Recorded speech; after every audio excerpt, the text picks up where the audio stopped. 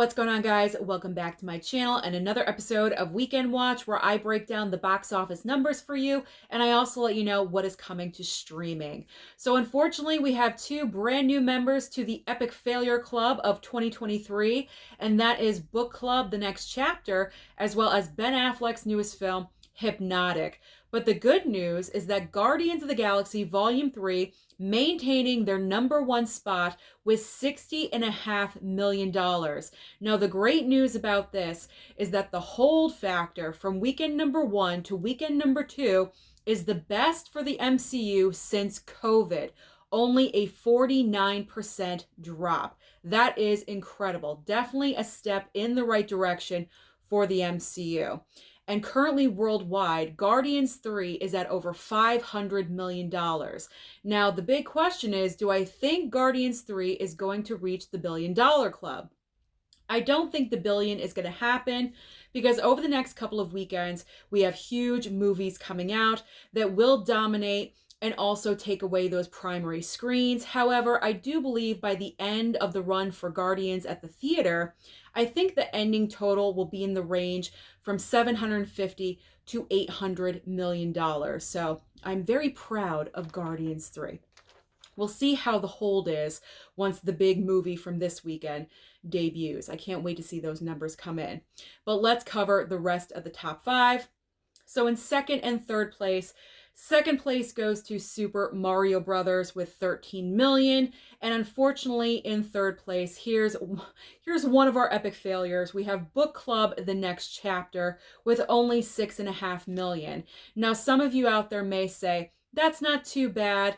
Well, considering that this movie came out for Mother's Day weekend and it was kind of the perfect timing for a film like this, and it did not reach double digits like 10, 11, 12, maybe even 15 million, that's why I'm considering it a failure, because any other time it would probably make even less money than 6.5 million. So it is a little bit disappointing. So that's why I'm calling it a failure. And then fourth and fifth place. In fourth place is Evil Dead Rise, still in the top 5, bringing in 3.7 million. And unfortunately for Ben Affleck, fifth place for his debut of Hypnotic with only 2.3 million. With a $70 million budget, this is an epic failure.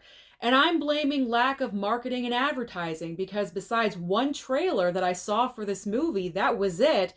I didn't even know this film was coming out. So that is a big factor. Maybe this movie should have just gone to streaming. I don't know. Comment down below and let me know your thoughts about Hypnotic and why you think this movie failed.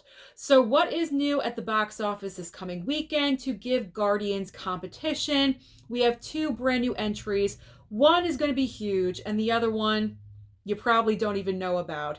So we have Fast X and also Sanctuary. Fast X obviously is the latest installment to the Fast and Furious franchise. Apparently, it's now part 1 of a trilogy that's going to end this franchise. That's what I heard, that Vin Diesel was hinting that this is going to be a trilogy ending now. I'm not sure if it's actually going to be. Am I going to see this movie? I always say that I'm not. I always say that I'm done. And I never am. So I probably will, yes, go and see Fast X in the theater. So I will not be surprised if this movie overtakes Guardians and debuts at #1, because the Fast and Furious franchise has a huge fan base.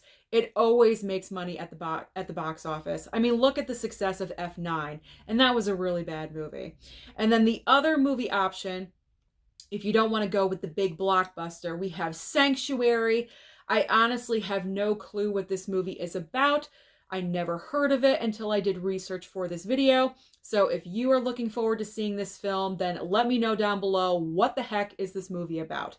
All right, so if you don't want to go to the movie theater, you want to stay home, there's always options on streaming for you.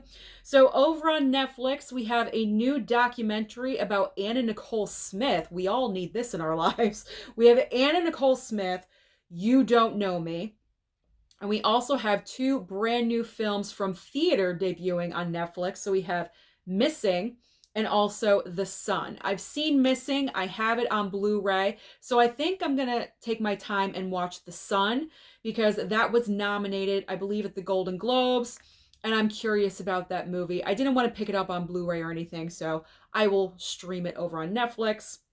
Over on HBO Max, soon to be Max, it's almost changing. So HBO Max, we have Spy Master and another documentary, Love to Love You, Donna Summer documentary.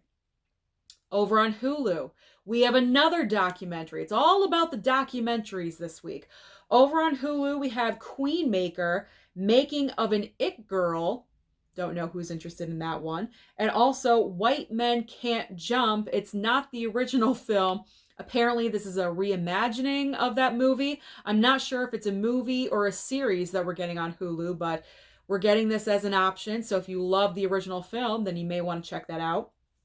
Over on Disney Plus, big week for Disney Plus because on May 17th, this Wednesday, we have Ant-Man and the Wasp: Quantumania finally dropping over on Disney Plus. Amazon Prime is debuting She Said on their streaming service. Paramount Plus, I am personally excited for this one because you know I love Sly Stallone, and Paramount Plus is debuting The Family Stallone. Pretty much the Stallone family as the Kardashians, because it's a docuseries about what's going on with the Stallone family. So I will be watching that one. And finally, don't make fun of me.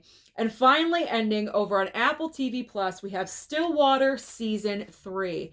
So that is everything happening at the box office and also on streaming. So comment down below and let me know how many times have you seen Guardians 3 in the theater. Don't forget to like and subscribe before you leave, and I'll see you next time.